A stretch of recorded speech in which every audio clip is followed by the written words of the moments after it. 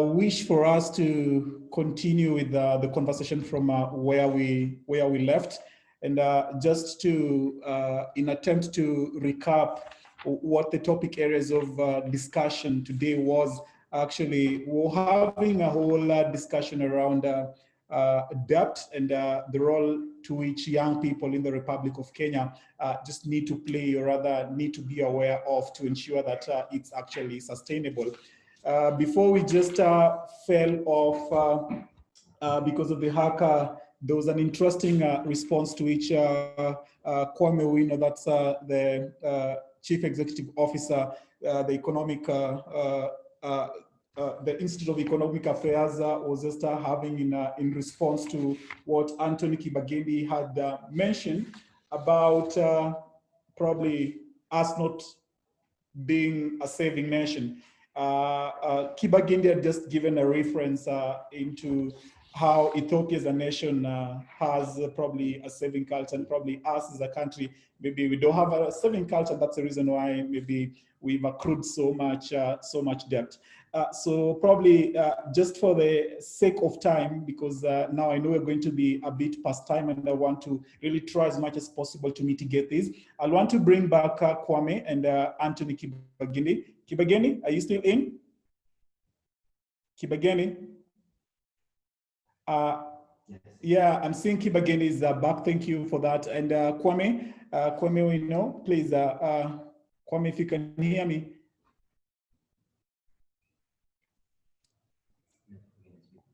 Kibagendi, probably as we, maybe Kwame is not hearing us, or probably he's getting back. Or Kwame is back. So I'll want probably, thank you so much, Kwame and Kibagendi, for joining us back on this. Just for the sake of time, so that we can be able to really finish this well. Kwame, you're responding to the issue about the saving culture in terms of the discussion Kibagendi had given. So probably you can start with that. Kwame and Kibagendi, you can have a bit of five minutes. Kibagendi, your mic is off, so you can unmute me from your end. All right, so sure. Okay, sure. So.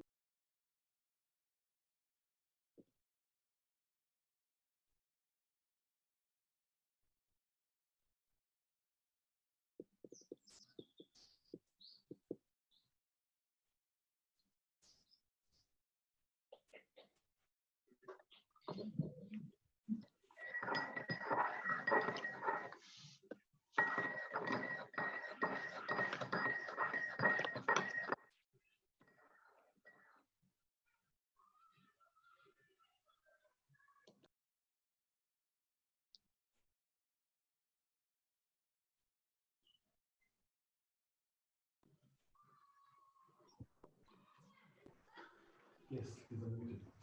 All right, thank you. Kibagendi, Kwame, probably you can have 5 minutes to wrap up that particular conversation. Saving culture for Kenya and saving culture for Kenya. Kibagendi, Kenyans are not saving. Probably a bit of response on that, Kwame, then Kiba can do his parting shot on that, then we'll jump into the next session.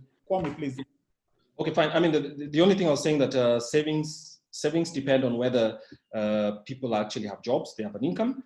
And then if you have a big unemployment problem in Kenya, or disguised unemployment, then obviously people will have less. But Kenya's case is made worse because in the region, and perhaps in the whole of Africa, we have some of the highest costs of living based on choices that government has made. So for instance, if you look at household goods, taxes are high, but not only taxes are high, we prefer to support local industries, some of whom produce the most inefficient in the continent, say sugar and many other things. So if the economy is such that you have high cost production, then it affects the ability of people to consume. So even in food, I mean, food in Kenya is among the most expensive as well.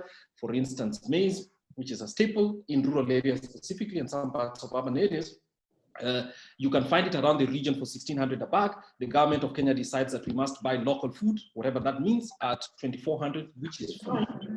But the choice we are making, therefore, is to make other Kenyans poorer because they're spending more money to actually meet their day-to-day needs and making a small number of farmers with excess money. So these are the political choices that we have to make. So if people have to spend 80%, I mean, the word shows that the data shows that the average Kenyan household spends 45% of their income on food. Food, 45%. So basically, you're working 2 weeks in a month just to buy enough food for the whole month. That can't be fair. And so, unless the prices of food are brought down by putting pressure on the farmers of grains and Kenyan farmers to actually produce food that is affordable, then we'll continue to have that, because that tends to be a problem. People can't save money and then starve because their kids have to go to school and people have to pay for their food to begin with. So we have a high cost, which is entirely in the hands of government because of choices government has made, whether it's corruption, some of them are taxation choices. And then on the other side, we have low incomes. And that means that people will have lower savings. So while Ethiopians have lower savings, while Ethiopians have lower income than Kenyans, Ugandans have and Tanzanians, but food in those capitals are actually far cheaper. In some cases, in Uganda, for the same amount of food, you actually pay a third. No, that's substantial. Thank you. Thank you very much for that, Kwame. Thank you. Kiba, probably there's a bit of food security there that has been brought in by Kwame. Probably a response to that before I leave you off. Great. I like how Kwame has put it. But again, other than just the cost of food, I look at our tax regime, which again, I believe Kwame will speak better about when he comes on again. Our taxes are again extremely high. That tends to push the cost of living in Kenya really high. But again, on the issue of food security, as a country, again, we are enslaved to eating maize and ugali and certain types of foods. If you look at Ugandans, they do not have a real staple food. They eat matoke, they eat ugali, they have nduma and all that. For us, it's the people in the rural areas that alternate. But people, especially not necessarily in the rural areas, but in Kenya, we don't seem to have alternate foods. We focus on one type, one staple food. What you see in Uganda, what you see in Ethiopia, and even in Nigeria with their population, they tend to have all sorts of food presented to the citizens so that they are able to choose from what is available. When we over-concentrate on one type of food, that is when, again, we begin to strain ourselves because, like they say, the cost will go higher if the demand is too high. The other thing I would like to talk about on the issue of saving, the saving culture, it is not necessarily about earning or whether you're in business or whether you are employed. The culture has to be built from childhood.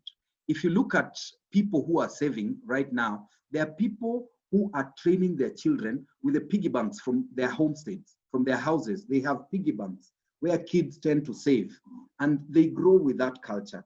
There's a friend of mine who started something called Wanafunzi Credit, and Wanafunzi Credit is purely focused on empowering young people to start the saving culture after they finish Form 4, whereby you save in for a certain period, and when you leave college, you are able to borrow double the amount you'll have saved to start business or a consultancy or whatever kind of thing you'd like to get into. So on the issue of saving culture, it is not just about saving what you earn or what you earn from your business or from your job. You can start a culture of saving from childhood. We can start building that from now going forward, especially for this generation, a majority of the people probably who are participating in this. If we can start inculcating this in our children, it will have wonderful effects in the future. All right, thank you again for that. Great remarks right there. It's really interesting that this whole conversation, yes, was about the debt as a country, but then again, towards the end of it, we brought in the unsaving culture of us as a nation, and probably that could also in a way relate to the unsaving culture when it comes to how the youth demographic actually behaves within themselves. All right, I really wanted to appreciate the participants who just strived to get back to the session after the hack.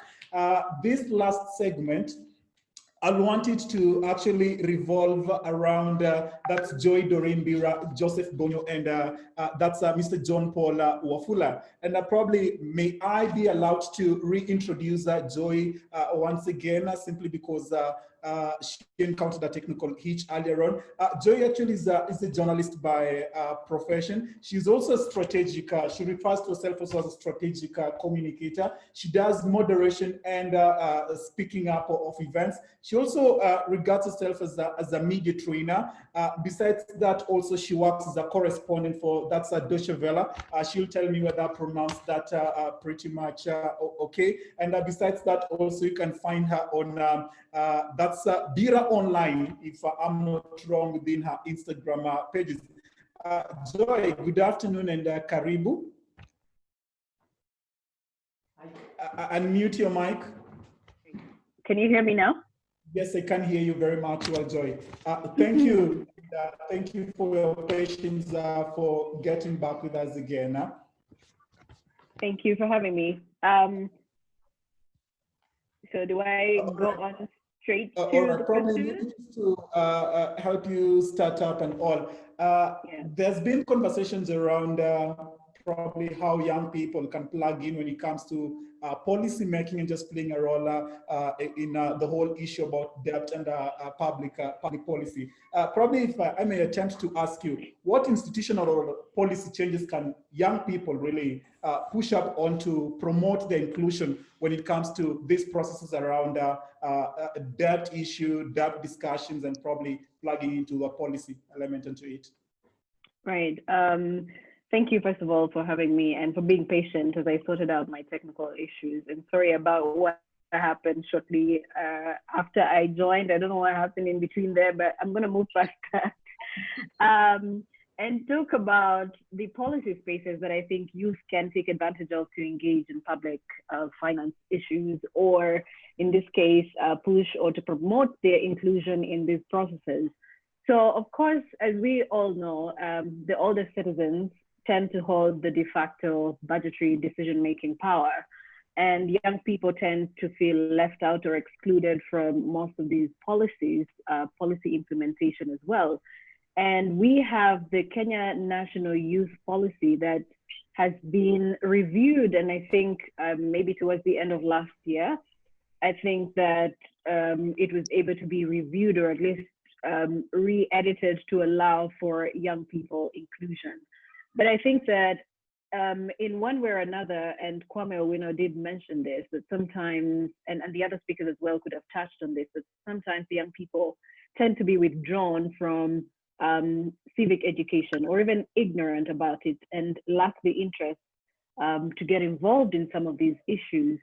But then again, there is the advantage of the fact that we are hungry for information as young people.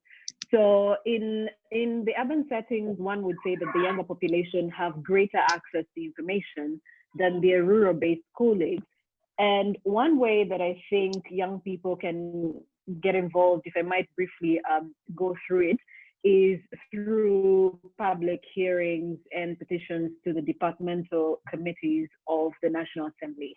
And how can they do this? There are various ways that they can do this, because there are different forums, both at the county level or the village level and at the national level, where they can get involved to ensure that they're not left out of any issues to do with budget or public debt and public finance as well. And while we talk about, you know, the public hearings and petitions that they can participate in, this can actually happen if the implementation of Article 201 of the Constitution, that is regarding the Public Finance Management Act of 2012, is properly implemented. But here is how I think that young people can take part. Apologies if you hear kids making noise in the background. Apologies for that. But here is how I think that they can take part in the promote policy changes on the different levels.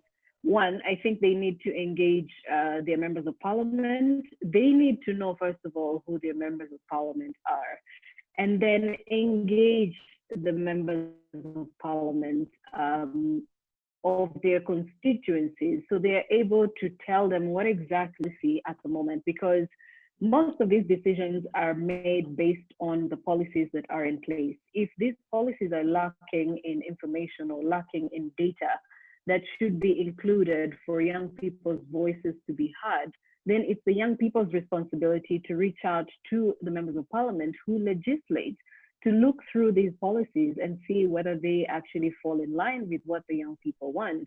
And also the members of the county assembly can play a role in pushing for policies that do matter at the county level. There are other ways in which they can actually push for policy change through the county budget and economic forums that are held in different counties across the country. And I guess this is the advantage that comes with devolution as well, that now you do not just have to go all the way to the national level. You can actually do it at a much more devolved level through the county budget and economic forums that are held across the different counties. I also think that through the women representatives, so many of the issues that have to do with young women or young youthful women can be tackled at that level. So they need to know, first of all, who their leaders are at the various levels for them to be able to know how exactly their issues can be addressed. And also through the Senate, because sometimes I think we tend to leave issues that are dealt with at the Senate level to the senior generation, which sometimes does not always work in our favor as young people. So if in a way or another, young people can come together through different mobilization strategies and reach out to the senators. We have, how many senators do we have in the country? 47. So we can actually reach out to these senators and tell them exactly what the young people's issues are. Look through the policies and see if they are pro-young people. If they're not pro-young people, we have the voice to say, you know what, this is what we want changed about the current policies. Because if the policies are not inclusive of the young people's voice, for whom are we making these policies? Because young people make up the majority of the population in the country. And so I think that at that level, it can be done. Also, the Commission for Revenue Allocation has a role to play in pushing the voices of the young people.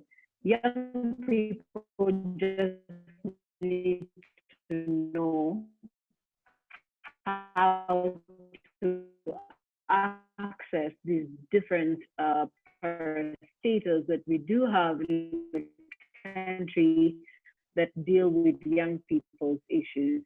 For example, the Commission for Revenue Allocation, they can use their leaders at whatever level they are. And these people who have these different parastatals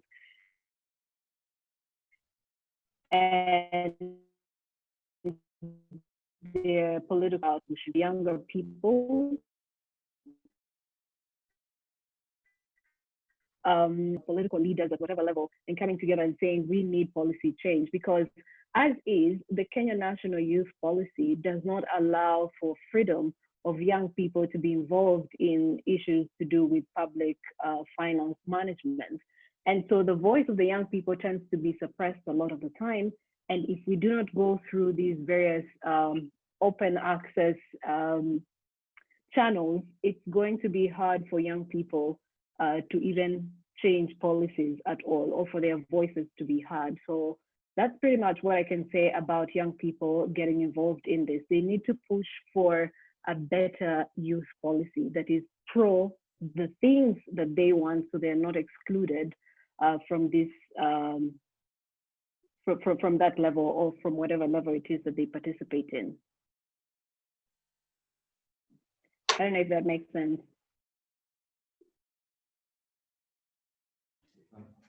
It sure does make a lot of sense, Joy. And Musa, again, probably for lack of a better word, I think I always admire your brilliance in terms of how you've mastered up the Kenyan content vis-a-vis the fact that some of us like me are aware that you're not really fully Kenyan. That's really impressive input from a technocratic perspective. And probably give me a bit of some minutes for me to bring in Paul, then I will rejoin you later after that's John Paul and Joseph Bonyo. Mr. Wafula Paul, if you can hear hear me. Just a bit of introduction to Mr. John Paul Wafula. Paul actually works as a business editor at the Daily Nation. Besides that, actually, he has 8 years of experience in financial journalism and in mainstream media in Kenya as a whole. He has also worked as a financial investigative reporter for the Standard Media Group, and some of the awards he's actually won are probably the 2017 Energy Journalist of the Year, and also being the best print reporter on good governance. That's in the year 2015. Mr. Paul, thank you again for sparing time to be part of the webinar. Probably question one for you. I think you've listened into the conversation from the moment we started. One of the key things that probably emerged is the fact that young people are not really willing to probably attempt to cracking the numbers. Kwame brought in the element of, hey, a standard 8 dropout can actually probably spare in some time and just play a role in understanding what budgetary issues is. Just a question to you, and you can probably pick it up in whichever way that you want to. Again, how best will it be for the media to play a role in supporting the public finance process, and just probably mobilizing the element of young people to join in? Your response, please, Mr. Wafula.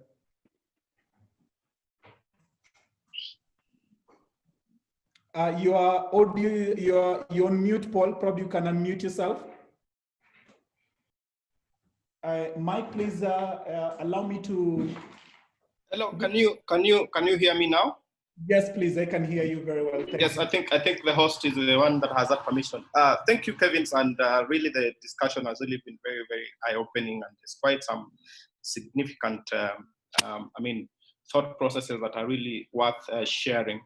I will start this with an experience I had about 2 years ago. We went into the county assembly, Nairobi County, to hear out, the budget public hearings.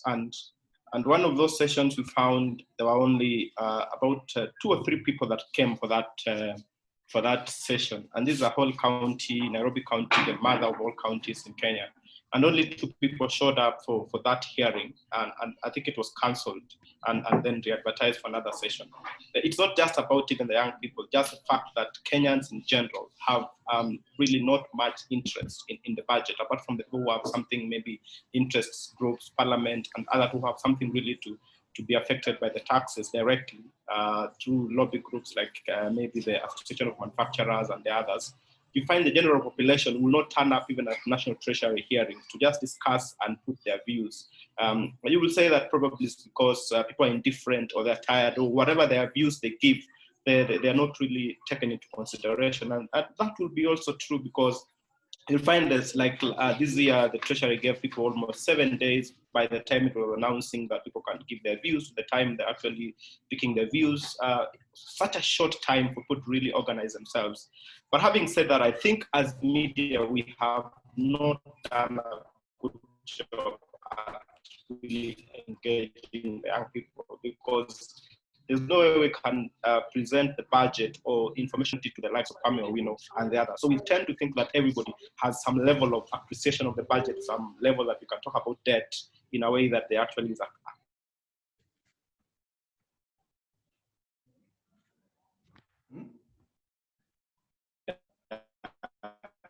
Paul?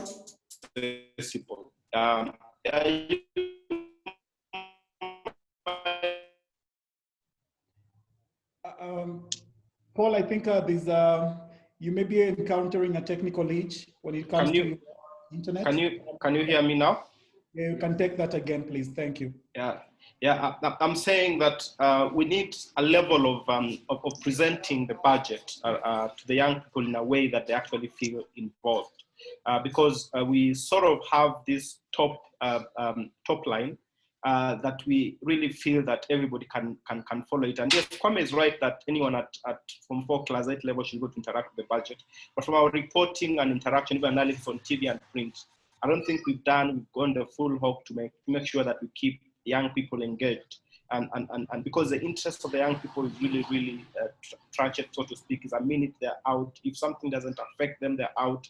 If you're not telling them this how it hurts you, or this how interesting it is, they're out. So we need to have a different format in which we can engage the young people at their levels, so that we can also be able to attract their attention to the budget. Like for instance, this year we had the issue of digital tax that really young people were up in arms, and we saw them really getting glued to that. And then from there, they can actually expand it to tell them it's not just about the digital tax that's going to affect you. There are a few other things that are in the budget that are going to come your end. So we must find a way of actually involving the young people. And also the programs in which we present the budget don't have to be the technical programs around what Kwame will be coming to host. But we find also this entertainment programs that really young people are tuned into. We can find a way of bringing in issues around the budget in a way, through those kind of light programs that young people really are interested in. We must appreciate this is the audience we are dealing with. And as communicators or journalists, we must be able to reach out to that.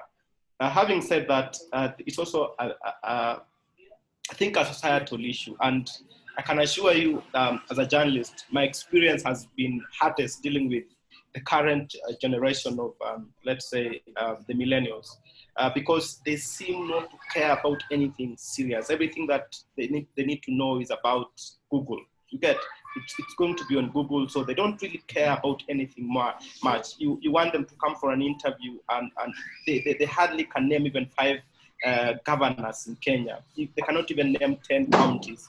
They hardly know anything that's happening in the environment. The things they're interested in, so to speak, Kevin, are things that really are quite superficial, so to speak. So this is a generation that we really need to look at. And for me, my maybe to just come to an end to answering that question, giving my feedback on this issue, is that you want to bring debt in a way that they can actually relate to. While you're in primary school and you're borrowing a book from your friend to use, even if there's no consideration, you are in debt of that person because you borrowed a book that you didn't have before.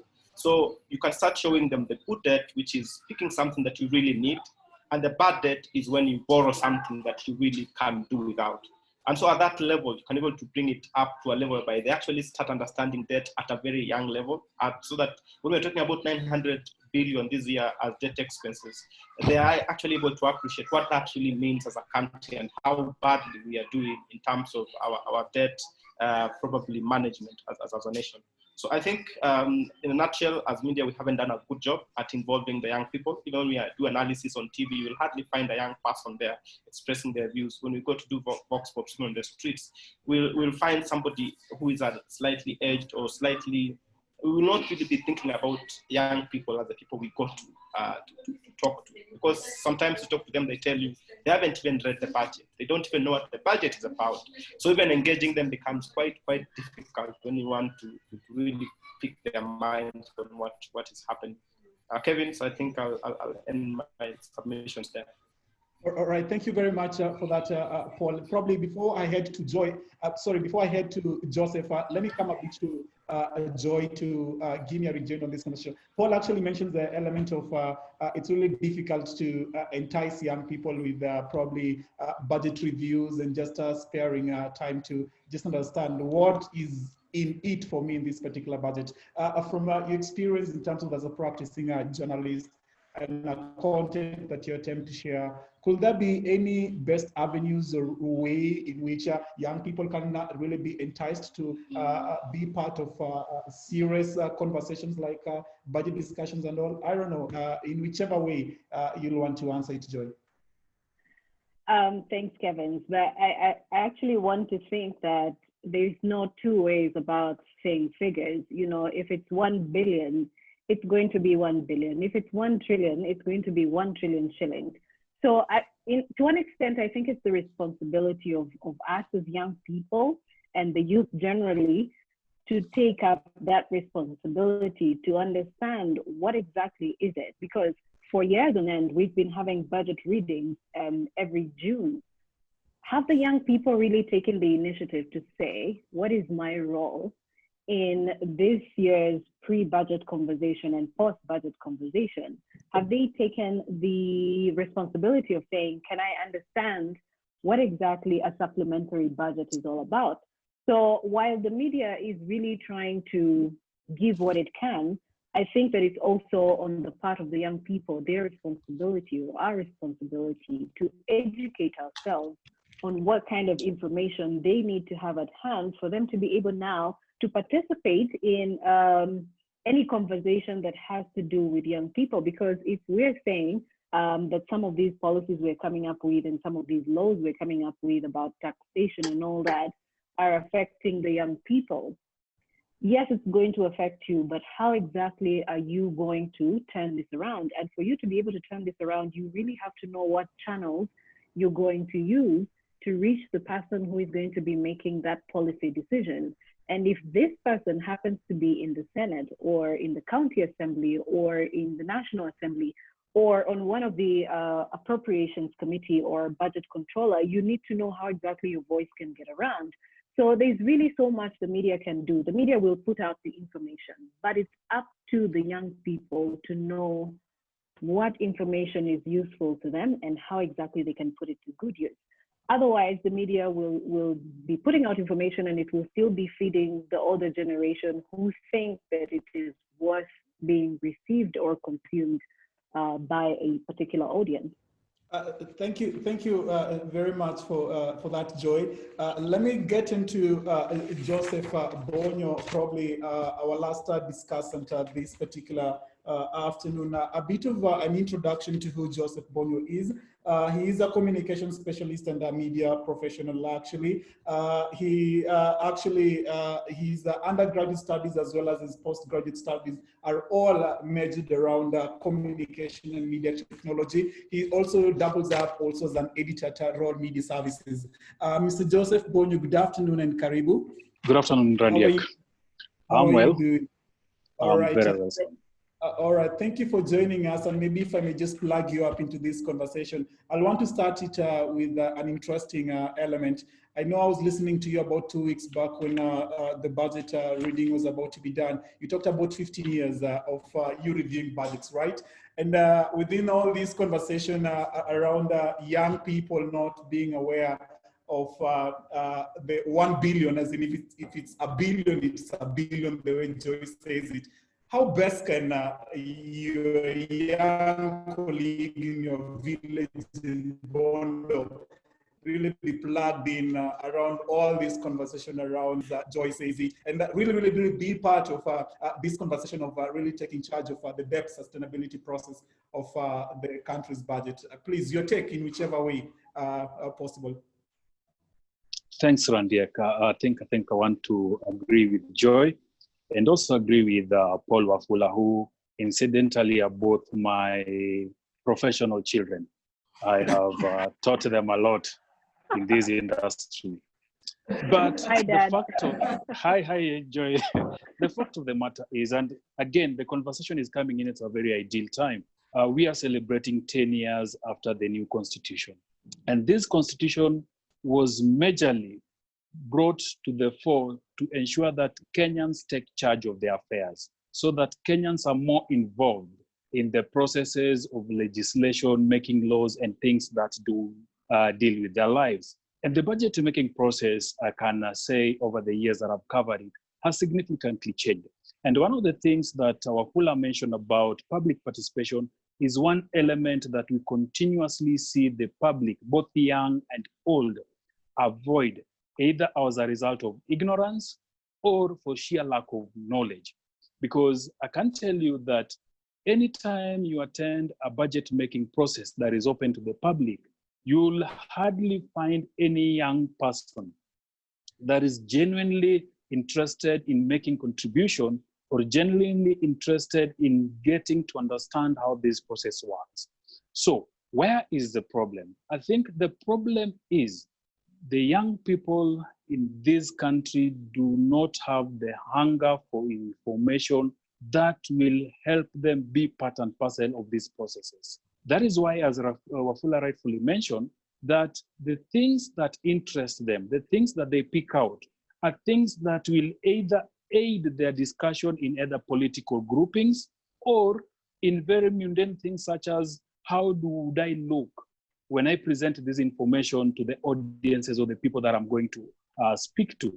So it's just for the appeal purposes, but not ideally understanding and internalizing these information and processes. I'll give you a very good example. You've asked me, how best do I ensure that the people in my village in Bondo understand the budget making process? At Royal Media Services, we have 2 television stations, one in vernacular, and the other one in general language, English and Kiswahili, and 13 local language radio stations. So every budget making process for the 4 years I've been an editor at Citizen and Royal Media Services, what we've always tried to do is to ensure that we have experts that come in and try and explain these processes in the languages that people understand best. We have people who go on all the local stations. We have people who go on the English station that we have, which is Hot 96, that appeals to the young people. And it is not just English speaking, it is Sheng speaking. So we strive as much as possible to speak the language of the young people, explain to them some of these budget terms, some of the implications of the decisions that Parliament is going to pass as concerns this budget. But the most unfortunate thing is that once we are done with that, most young people leave it at that. They don't do follow-ups. It is as a result of trying to find out either from their members of parliament or members of county assembly. Right now, as one of the speakers, I must have been Nerima rightfully mentioned at the beginning of this conversation, is that counties in the last week, actually today, of passing their county budgets. Most of them held public hearings last week. How many young people attended this? You'd hardly find that in a county such as mine, which is Siaya, that there were young people who attended it. And if they attended, then there was a motivation behind it. So the problem to begin with is the hunger for information. Most young people do not find it sexy, so to speak, the budget language. So what is it that must be done? I think the problem here would be that the media and the Public Information Department of the national government must work together to find out a language in which budget terms may be simplified, so that we net a huge audience that can therefore result into follow-ups as a result. Because if you just communicate to them and you don't have feedback or follow-up, then it's not communication. Communication has to be two-way. So the way in which you communicate some of these things must be in a manner that generates feedback. So we don't just present figures, just like Wafula was saying. Some of the debates, some of the interviews that we do on media, and rightfully so, I take the blame sitting at a vantage position that makes some of these decisions. They rarely generate that discussion that will result into feedback and follow-ups. So the media, we must go that extra mile, but we can't do it alone. We must do it with the officers in charge of public information within the various departments of government, both at national and at county, because this is the only way we will bring this conversation back to these young people. Joy mentioned that the role of the media is to inform. Once we inform you, whatever you do with that information is ideally up to you. The media cannot force you to sit down for an hour, for 45 minutes to listen to a budget discussion. It is up to you as a young person to find out which media is giving me that information that would aid me understand this process best. If I do, then I'll be able now to further the conversation. I'll then start asking questions. Why is our debt at this level? The money that this government borrows that either myself as a young person who is working or my parents who are working under taxpayers are going to pay back. What is this money going to do? But again, the problem comes in that most of the young people, again, when they pick these bits and bits of the conversation, they use it. And this is widely known. They use it just to further political discourse, not to ask genuine and enriching questions that will aid them, will help them understand the budget making process, the implication of our debt, how this debt, which is now said to be unsustainable, will impact or affect their future. So as a brief, Arandiek, the young people must have that hunger for information. If they have that hunger for information, then the media can now start or can now continue furthering the discourse to help them understand it. But before they have this hunger, then the media will do its role. but again, nobody will take it home. And I think that is where I'll end the question that you asked me. Thank you, Jay. And probably as we almost wind up this particular conversation, this is a segment that I also want to bring back Kwame, if he can hear me. And in no particular order, in whichever way you can take this, Joseph, alongside Joy, there's this question around, as much as the budget process has opened up, debt issues are still closed. What can be done for it to be opened up? Maybe I'm raising that up to probably just get divergent views around it. Jay, from your perspective as a practitioner within media, Joy, from your level in terms of just understanding issues budgetary, and Kwame from a policy making angle. Please, Jay, maybe I can start with you, please. So thanks, Randy. I think the first place to start with is that the environment in which our fiscal policy is managed. The laws are very good. However, the goodwill is lacking. You remember about 3 weeks ago when the budget was being read and one of the local media stations interviewed the new finance CS. One of the things he mentioned is that people hawk loans to the treasury. You can't tell the treasury that I have money to give you, now look for a project that this money will go into, and they'll gladly go for it. There has to be legislation that ring fences the borrowing in this country.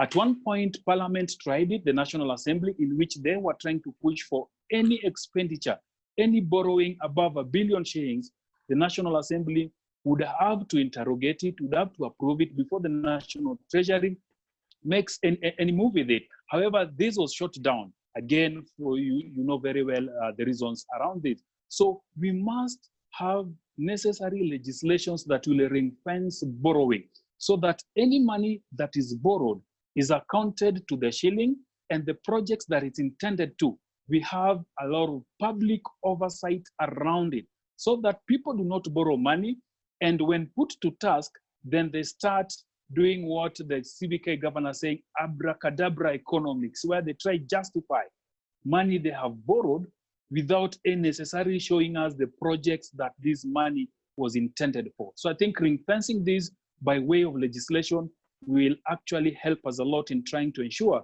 that any money that is borrowed is open and Kenyans are able to track and audit its expenditure. Thank you very much, Jay, for that. Joy, I don't know if you have any probably response around the budget, how the budget process has been opened up, but despite that, the debt issues remain closed. Any insights or sentiments that you have around it? Joy, please. Joy Doreen? Yeah. I'm here, I'm back, sorry. Yeah, so in regard to that, I don't, well, to an extent you could say that discussions around public debt are closed. But then again, have we asked anyone along the lines necessary? Just how can we get involved with issues to do with public debt? How can we best understand these same issues? Because at the end of the day, just like Jay mentioned and just like Paul mentioned as well, the media will do its work. The media will do its job. In fact, I even remember when the Business Daily, to give an example, the Business Daily, that always had, I think, a definition of something somewhere in one of their pages. I don't know if they still do that, but they would even go ahead to the extent of describing what a loan is, what a sovereign bond is, what a bond is, and all of these small little definitions, and put them in the paper. But I do not even know how many young people got access to this information. We do have television stations that go ahead to do the exact same thing. Inform people about, I don't know, Yvonne Okwara on Citizen does the explainer. Sometimes she talks about public debt, what it means, but you will still find people asking, so who exactly do we owe money? Yeah. Why are they saying, you know, Kenya is in so much debt and all that, but who exactly do we owe? And you'll find these questions all over the internet. But yet again, the same internet has the answers to all of these questions that young people keep asking on social media platforms. So for me, I believe that there needs to be maybe a way of incorporating all of this information in some sort of curriculum, either in high school, because I remember I studied all these things that people ask questions about today in high school. I was about 14 or 15 years old when I was studying some of these things to do with public debt, though at a much higher level, I could have found it as well at the university level. So maybe we need to open up these conversations to the education system and see how exactly young people can be involved. But on a much higher level, really, I don't think these conversations are closed. I just think the understanding of the information on public debt is what could be closed to a few of them who take the initiative to understand what it's about. Thank you very much for that response, Joy. Really comprehensive. Kwame, I'll wish to come back to you. First is on a question that someone asked around when it comes to the empowerment of youth to making decisions and involving them in the budget process. They feel like your explanation in terms of what the Institute of Economic Research, or rather the Institute, is not really sufficient enough. So for lack of a better word, they're saying, is there still much room that you're really looking at to ensure that the discussion around debt is not really so much elite, but can be transmitted down to other demographics within society? Probably your take on that, and the last one is on the issue of debt issues still closed. Okay, let me first say this. The Institute of Economic Affairs is an association. We are a company, so we have members. We have about 150 members. They pay a subscription. And so our professional membership, which is open to anybody, including students. We have student members as well, about 30 students who are members from different universities. And so they are our primary audience for the purposes of, because they are responsible, or rather they're the people, the reason that we exist. And what they'd like us to do is to provide an opportunity for public education. So by paying a subscription every year, they are showing the demand for the research that we do. And therefore, they're the ones who give us feedback about whether the things that we write and the topics that we take are actually essential to them. So that's the first one. Then secondly, of course, we have a broader role of public education to educate the public around these things. I will say this again. It is not true. There's a cynicism around this country which is fashionable, but completely untrue, and I think it needs to be called out. The idea that the average Kenyan is some illiterate person who cannot understand budgets is a convenient lie that many of us like to put forth. So I don't see. Let's talk about maybe the interest does not exist, and you can then ask us, as Jay and Doreen have mentioned, what do we need to do to take it further? But they step it up pretty well, to be honest. And in fact, in my view, the budget is one of the main economic issues in this country that the media covers very, very well. I say that, and they need to give themselves a pat in the back, because all media houses, on the week before budgets, my diary is always full, and some of my colleagues, we actually, like last time, we did 11 radio interviews and webinars such as this, based on the demand from people in the media and other professional groups. So the budget is pretty well covered. The only problem seems to be that it only is covered for a season and it's not stretched throughout the year. And maybe that's something, so some homework to be done. But I think, as has been mentioned, there must also be demand on the side of the Kenyan public to understand budgets, so that Doreen and Jay can justify to their bosses why they need to spend more resources for that demand, because they'll say, look, people are demanding this, so we can cover it.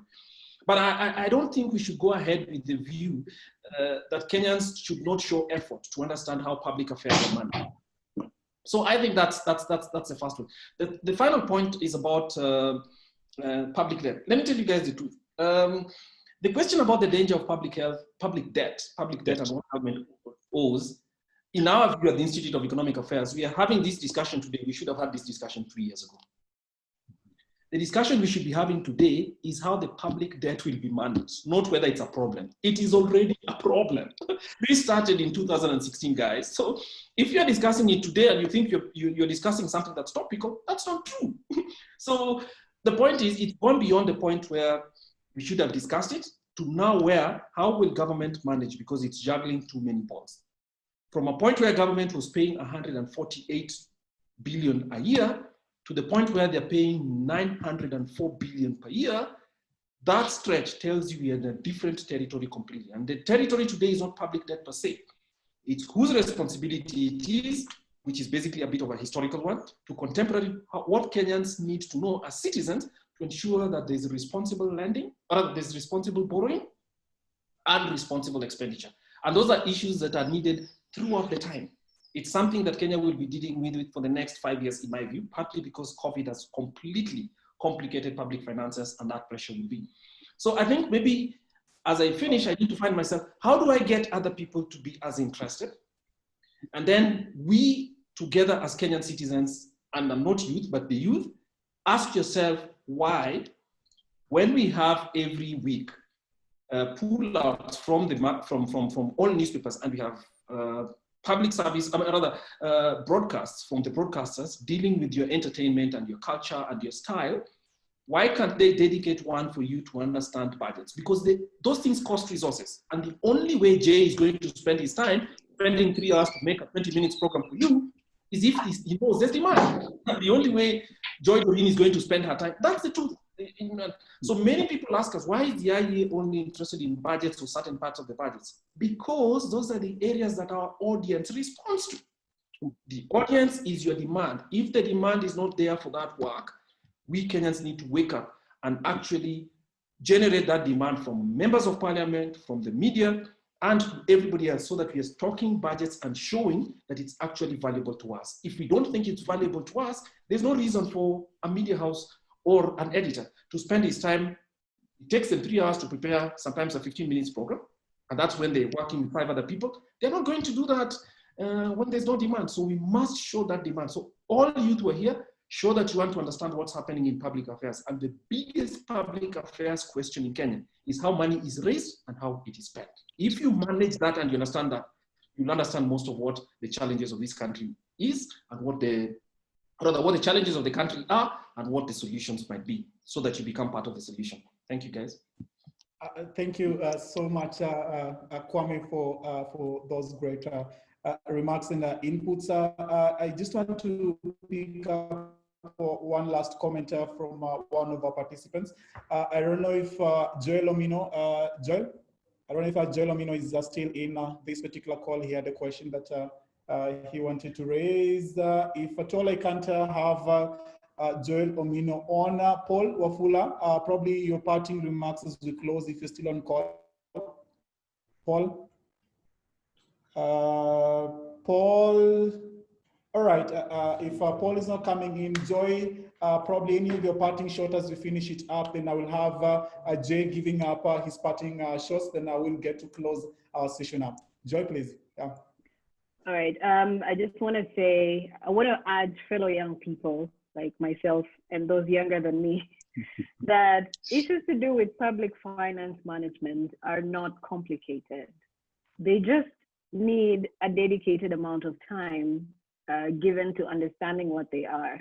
And the good starting point is, first of all, understanding how exactly you can play a role individually as a young person in also participating in whatever else is happening, and from the lowest level to the highest level. And you can find all of this information anywhere online. You just have to type the word understanding public debt, and you will have all this information. If it's about the budget, do the same thing. The information is online. And for those who maybe are offline, so we do not sound like we are only speaking to people who have a certain level of education, I believe that it's every young person's right access to information. So if young people down in the counties, in the villages, need access to information, they can go to the chief, I don't know, the ward heads down there. They can go all the way to the MCAs and advance it all the way, even to the governors, to the members of parliament, to the senators. And then those people have the responsibility to bring it now to the national level and discuss it and see whether or not the young people's voices are being heard. So I would like to urge young people to be more receptive to these conversations, because these conversations are helpful to them. Without their voice heard, nobody is going to listen to what exactly they deserve.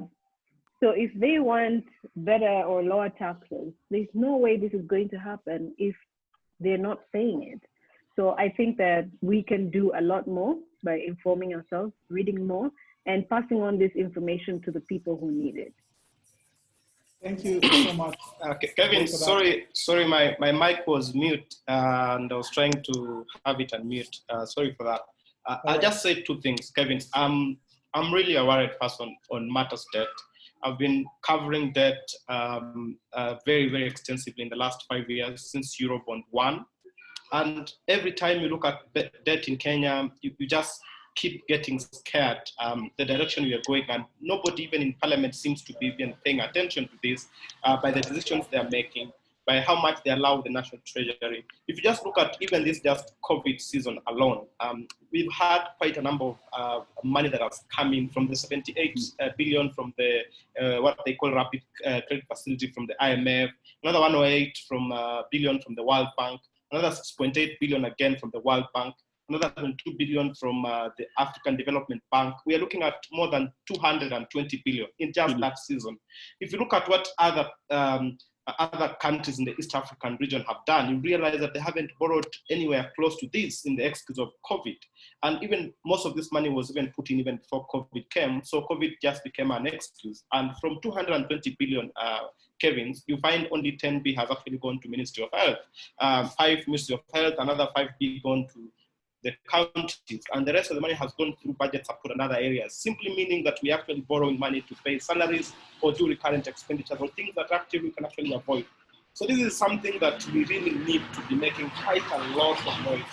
I think for me as media, we need to really keep pushing this hard enough, because this is going to be one of the legacies that this government is going to leave on the country that is going to hurt even the youth for quite a long time. It's good to live a good life, but this life, if it's really lived on borrowed resources, then you are really doing a really terrible thing to yourself. So I think, as Kwame said, debt is no longer something that we should say it will be a problem. It's a big problem. It's how to manage it. But I think we should stop any movement that will throw us off the cliff, because we are just tinkering at that space. So we need really to raise awareness on this issue, keep making as much noise as possible as journalists, and just putting this into perspective of how much really 904 billion this year would have done if we had done a better job at making sure that we live within our means. Kevin, thanks.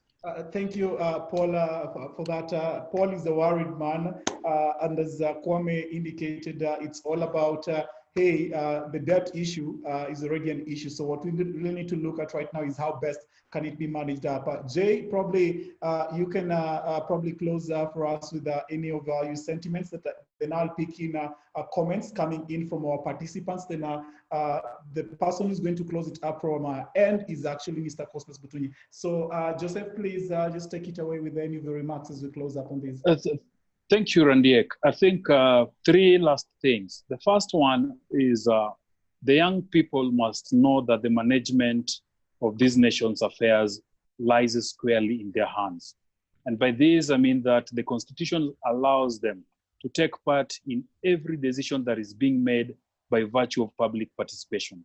Let the young people participate right from the county level to the national level. Do not see your elected representatives as your bosses. You are their employers. Put them to task. The National Assembly, as currently constituted, gives the National Treasury the leeway to do so many things that are not right, things that will hurt us in the future. Please put your member of parliament to task. Ask them all the tough questions. Let them justify why you sent them to that house so that they represent you. They are your representatives. The last thing that I must say, and rightfully agree with Kwame, is that the focus now should not be on the sustainability, on the debt levels that we have. The worry, rightfully, like Wafula mentioned, should now be on, are we able to pay it?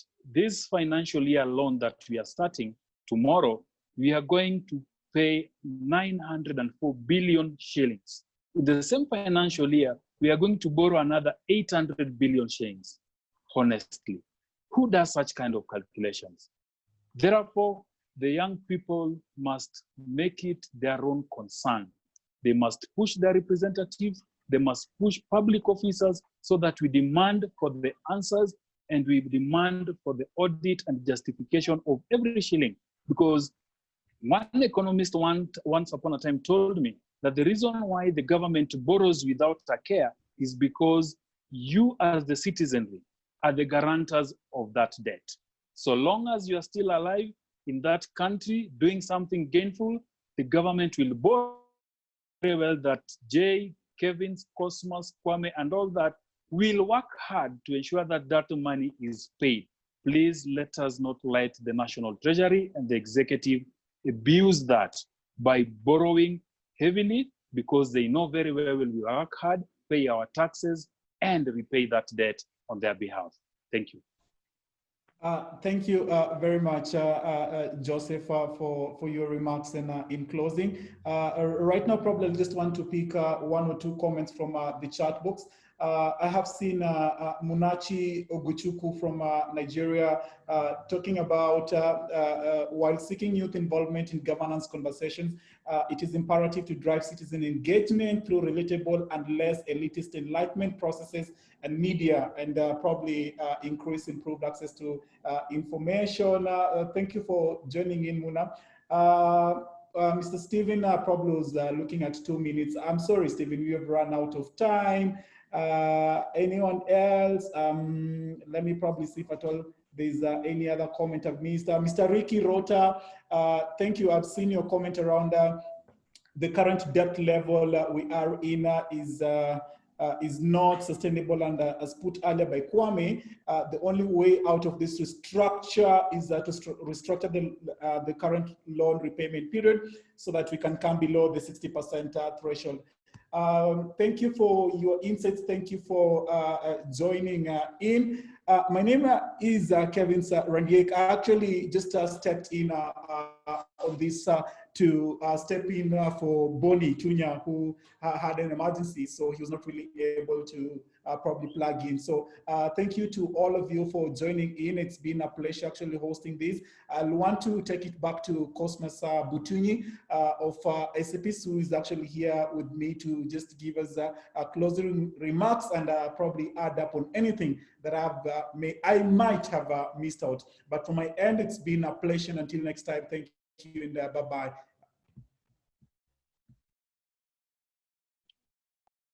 I want to thank all of you for taking your time to get involved in this conversation. It's an important conversation, and we are really, really excited that you could find time. Special thanks to our panelists, Bwana Kwame, Bonyo, Joy, JP, Paul Wafula, Fred Okago, Kibagendi, and Nerima and Ruthambogo, who are here earlier. I want to say thank you a lot. Special thanks to Kevin Strandiek as well for hosting this and for agreeing to step in when our brother got an emergency. And finally, huge thanks to Okwaro, our big boss here, and Mike and Christabel, who are working in the background. You probably have not seen them, and the rest of the team, Christabel, Rachel, and Clotilda. Thank you very much. See you again next time. I'm sure we'll have another conversation.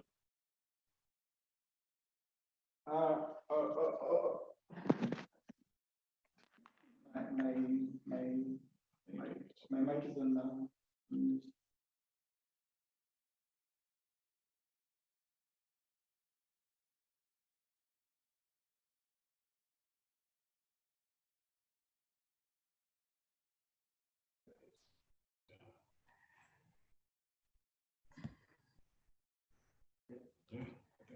Thank you, team.